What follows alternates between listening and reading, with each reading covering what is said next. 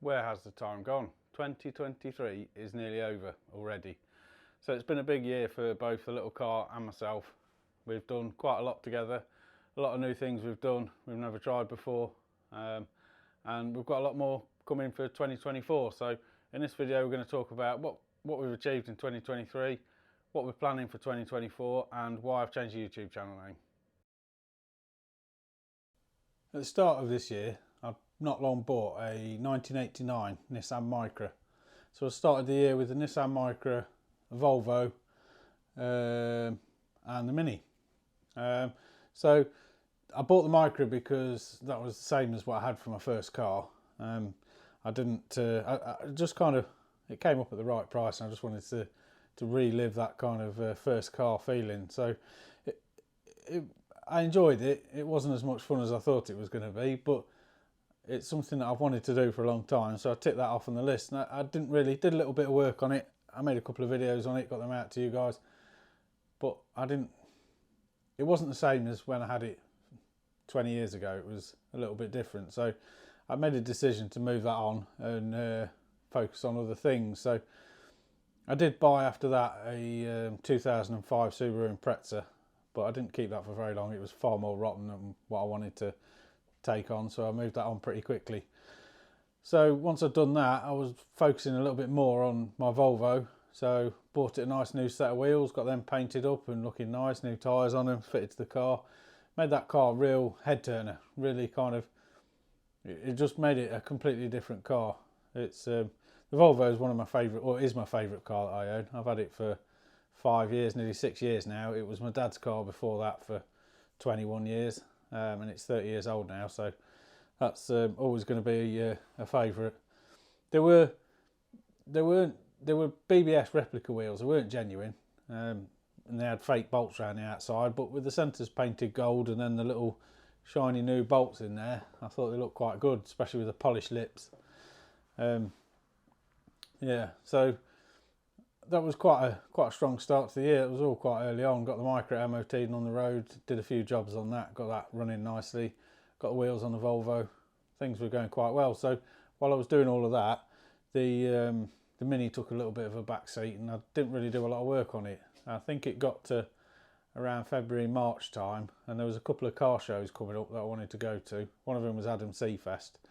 So I decided I'd get stuck in and pulled the steering column out, pulled the pedal box out, and started modifying the pedal box to internally mount the clutch and brake master cylinders and whatnot. So I did that.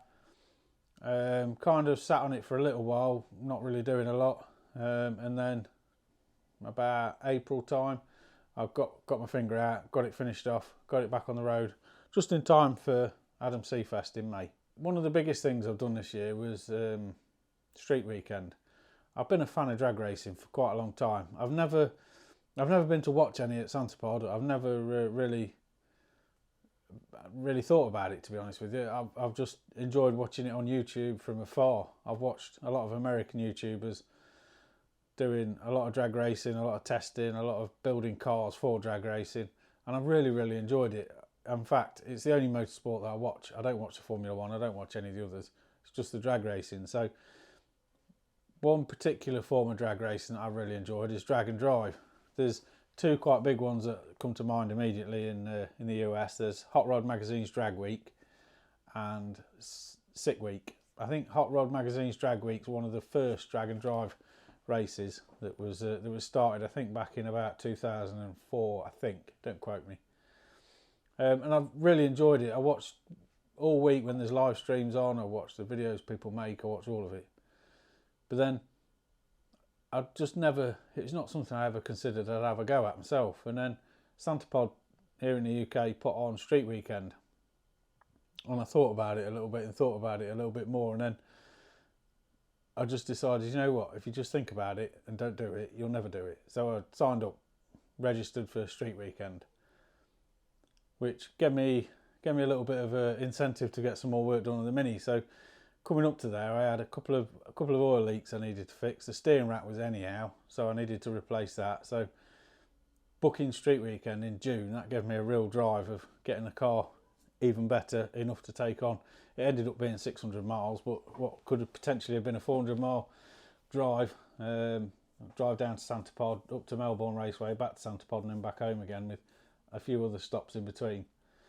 Gave me a drive to get the car good for that, so I started driving it daily for work and putting some miles on it just to make sure it was going to be good.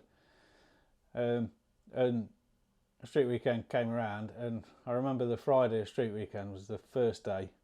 I'd never so much as done a quarter-mile pass before. I'd never been on a drag strip. I'd sat in the stands at Santa Pod. I just never sat in the staging lanes, never took my own car, ever. Which I regret now, because I've had opportunities to do it in the past. I just never did. But as soon as I'd done that first pass, as soon as you do your first pass on the drag strip, you know where you went wrong, you know what you could do better, and you know how you could go faster. Whether it's I didn't get enough launch RPM, whether you spun the wheels too much, my reaction time on my first run was 2.2 seconds.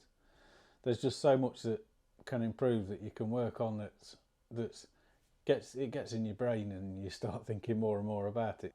Doing street weekend was a real kind of turning point for me this year. It made me really think that you don't just build cars to take them to shows and stand in a field and look at, do you? You build cars to do something with. And going drag racing was clearly what I wanted to do with my Mini. So I started on later this year, pulling a few bits apart. I took all the carpets out, all the soundproofing out, sound deadening out, and saved about 30 kilos of weight doing that. After I'd done that, I went back to Santa Pod, done another Run What You Brung day, but I bought some 13-inch wheels and put some slick tyres on. And I found that having done that, the much larger diameter of the wheel and tyre package versus the 10-inch meant that I was crossing the line at the quarter mile in third gear, at the top of third gear, whereas previously on the 10-inch wheels I'd cross the line in the 8th mile at the top of third gear. So it really stretched out my gearing. So for my next trip back to the track, I swapped the gearbox and put a 3.9 to 1 final drive in, versus I had a 3.5 before, with a close ratio gearbox with the 13-inch tyres.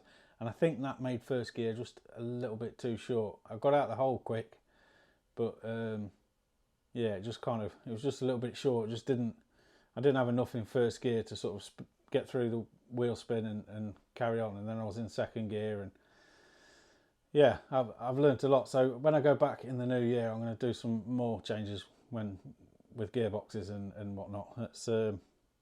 I'm not finished with the gearbox side of things, but it's really got my teeth into what I want to do, and drag racing's clearly what I want to do with the car. So I'm actually working on some changes now to make it a little bit better, involving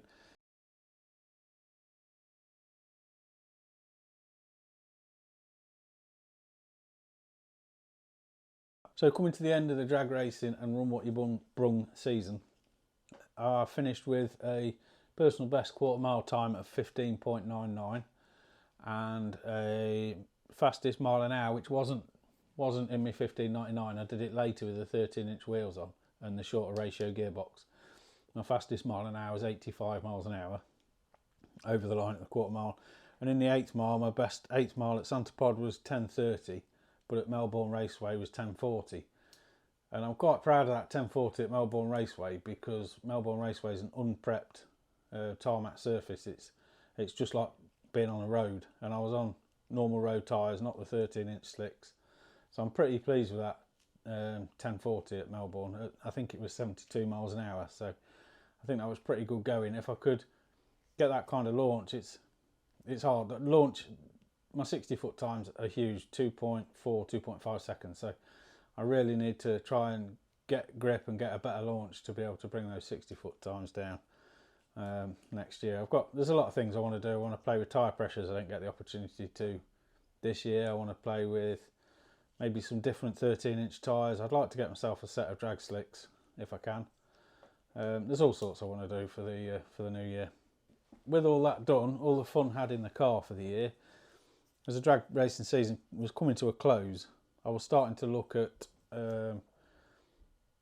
caravans. See, we took our family away on holiday this year to a static caravan site in the south of England, and it was nice, but it's quite expensive. And I've kind of for a while liked the idea of buying our own touring caravan to take with us for two reasons. One, because it's our own, and two, because it can make the holiday bill each year a little bit cheaper. So, and we can perhaps go away a little bit more with the kids. So we started looking at caravans, but one of the key points with the caravan I learnt whilst I bought a little trailer to tow the Mini behind the Volvo, and I found the Volvo is not really that strong for towing. It's an old car. It's brakes all right. It's all right when you're sat at speed, but it's a 2 litre engine with only 110 horsepower or something. It's not great for towing a Mini. So towing a caravan, it's going to be even worse. Plus, without a caravan on it, barely does 28 to the gallon, so it's not ideal. So I started looking at cars. I needed to get another daily driver, something I wanted to get something better for towing, something that would also do as a nice family car. So I started looking at Volvo XC90s. I had a little brief glance at some X5s and Range Rovers and things like that, but I'll make a video later on about how I chose the car I chose. But ultimately it came down to wanting something that was good for towing, but also I could live with day to day. And the problem, I did go and have a look at an XC90 and I bidded on one at auction, but didn't buy them. And I thought to myself, they're a big car, they've got a big turning circle, they're difficult to park, and there's a lot of negatives. They're lovely cars, but there's a lot of negatives to it. I want something that I'm not going to be towing that often, so I want something that's going to be all right for day to day, driving to work, going shopping, taking the kids to school, all those sorts of things, without being a massive pain. So I decided to have a look at BMW 5 Series. What I settled on was a 2011 BMW 520d. Like I said, I'll make a video at some point into why I chose that car, but it can tow 2,000 kilos and it's a nice, comfortable daily driver. The caravan now sat at home and the new BMW sat on the drive. I really found the Volvo getting in the way a bit. It won't fit in the garage. Mini's in the garage. I don't think the Volvo will fit anyway. It's not very big. So I needed to kind of work out what I'm going to do with it, where I'm going to put it. Like I said, it used to be my dad's car. I've had it for nearly 6 years. I don't want to get rid of it. It's my favourite. Out of all the cars I own, it's my favourite. I'll get rid of the Mini before I get rid of the Volvo. So I'm fortunate enough to have a lock-up somewhere where I can put it in dry storage. It can sit there. It keeps the rain, keeps all the weather off it. It's locked, it's secure. It's got security, so it's tucked away, locked away, ready for, at some point in the future I'll bring it out again and I'll make some videos on it, I'll do something with it, but for now it just doesn't fit with what we need as a family, so that's had to go away in storage. So we've got the caravan on the drive, got my little trailer for the Mini on the drive, and my son's car is on the drive as well, sat around the side, out the way. One thing that I said in the intro to this video I was going to do is talk about changing the YouTube channel name. Now this is something I've wanted to do for a really, really long time. I have wanted to remove the association with my name for a little while for a couple of reasons. One, I never want to have the association between work and what I do on social media. That's something I like to keep completely separate. I don't talk about what I do at work and I don't talk about what I do on social media when I'm at work. It's just two separate parts of my life that don't need to cross. So that's one reason. Another reason is when you have your YouTube channel name as your name, you get a lot of friend requests and a lot of social media interaction that would be a little bit nicer if you didn't get. Not that I like talking to people, but particularly on Facebook I share things, family things, close friends. That's not what I want sharing in the public domain. So to move away from my actual name is something that I've been looking at for a while, but the hardest part about doing that is coming up with a channel name. So I spent a lot of time thinking of names, trying to work out names. Also something I wanted to do is put a website together that is related to the name. So I put quite a lot of thought into it and I came up with thecarislife.com, so hence changing the YouTube channel name to The Car Is Life, because for people like me and probably most of you watching, cars are more than just something that you buy to go to work and back. They're something that gives you some sort of pleasure, that you enjoy, that you take pride in, that you enjoy driving, you enjoy building, cleaning, looking at, whatever. And they form a lot of our lives, don't they, for people like us. A lot of things revolve around our cars. So The Car Is Life seemed appropriate. So what I'm doing at the moment is I've created a Facebook page, so if you jump over to Facebook and give that a follow, I'll upload some reels and the odd post every now and then on there. I've created the website, thecarislife.com. I've got a couple of bits in the store there at the moment. I'm going to work on a few different designs and put some few things on there.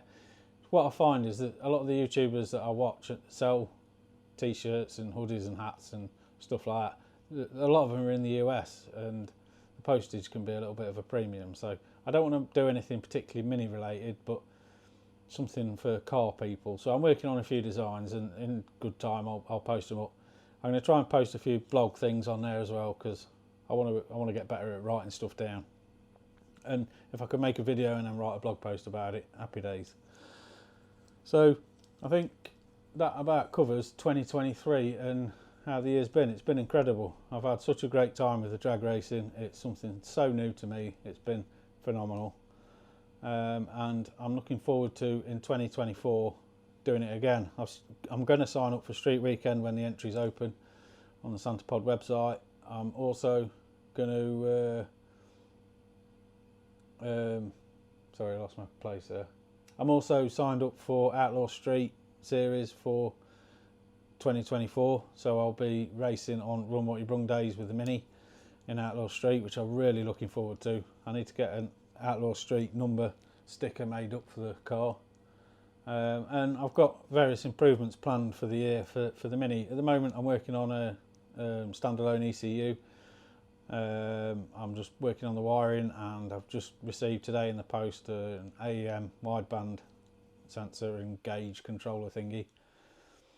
So yeah, I've got quite a lot of work to do on the car still. At some point I'm gonna either run nitrous or a turbo. I'd like to run a turbo, but I've got some packaging restrictions. I'm also going to look at throttle bodies as well, you know, sort of motorcycle throttle bodies or something, because I think they might be able to shorten the inlet manifold, and then I can go back to the factory style clutch and brake master cylinder. So we'll see how that goes. With the ECU swap, I'm removing the drive-by-wire throttle body that I've got and installing a cable operated one, so I'm reverting back to the original Mini throttle pedal.